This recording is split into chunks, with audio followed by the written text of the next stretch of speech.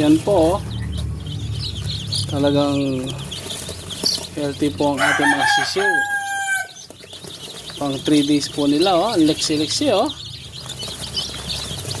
Wow na wow.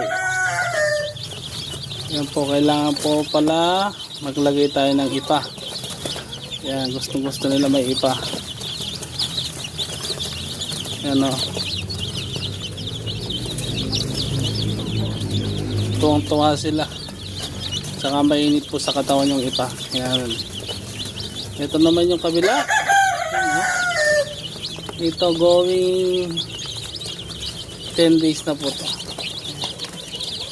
Mahaba na yung kanilang mga balahibo. Yan, oh. 10 days. Going 3 days. Yan, oh. Sunod-sunod po ang ating mga sisyo na. Ang production po natin sunod-sunod. Yan, oh. Ang liksi-liksi, oh.